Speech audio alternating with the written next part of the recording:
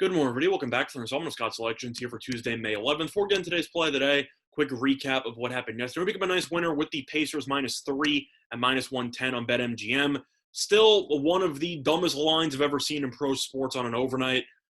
You had a 6.5 point line move on a game with no injury updates at all.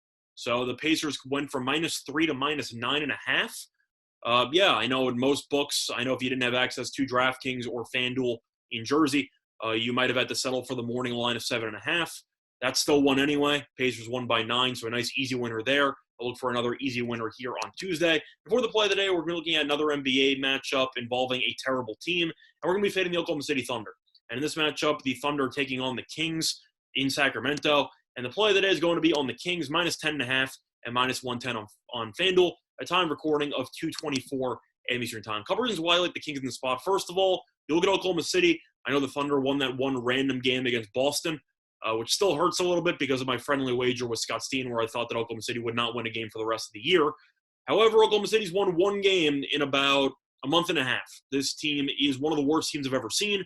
And you look at what happened since that Boston game, it has lost 7 in a row, 2-5 ATS in those 7 games. Plus, Oklahoma City has lost each of its last 3 games by at least 21 points. They're not even close in half of these games. Meanwhile, Sacramento is missing some players.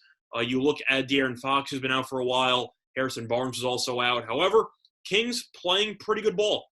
Kings have won 5 of the last 6 games and 5-1 ATS during that stretch. So the Kings are not only winning, but they're also covering. And you look at the last game that Sacramento played, it was against the Oklahoma City Thunder. And this game took place on Sunday. Sacramento killed them. 9-point favorites, won by 28. You look at the quarter breakdown, it was even uglier than that. Kings were up 8 after 1. They were up 20 at the half. They were up 35 after 3 quarters, and then ended up winning by 28. So Oklahoma City at no point was even close to competing in this matchup.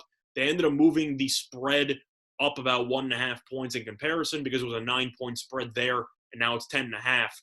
I don't think it really matters because Oklahoma City is an awful team, and Dort, who's arguably their best player, is questionable once again for this matchup. He did not play in the last game, and if you do notice things about Oklahoma City, which I have because I've faded this team a lot for the last month and a half, when Dort does not play, this team gets killed every single time, and I don't think Dort's going to play in this game, and if that's the case, I think the Kings should win pretty handily. The issue I have here is that Oklahoma City right now is playing basketball that you really have a hard time handicapping because when Dort is out of the lineup, even though he's been battling injuries, playing through it anyway, you somehow have a team that was already the worst in the league, and now without Dort, they somehow find another gear on how bad they can be. But if Dort's going to be out, which I think he will be, Sacramento should win this game pretty handily. I know Buddy Hield is a little bit banged up, but he is expected to play. He's probable for this one. But at the end of the day, you're looking at an Oklahoma City team, which is awful.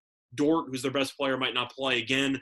And Sacramento should win this game pretty handily. So I do think that this line is too low. Should probably be around 12, even higher. But the play today, once again, here for Tuesday, May 11th, is going to be on the Kings, -10.5 and -110 on FanDuel. Bye, everyone.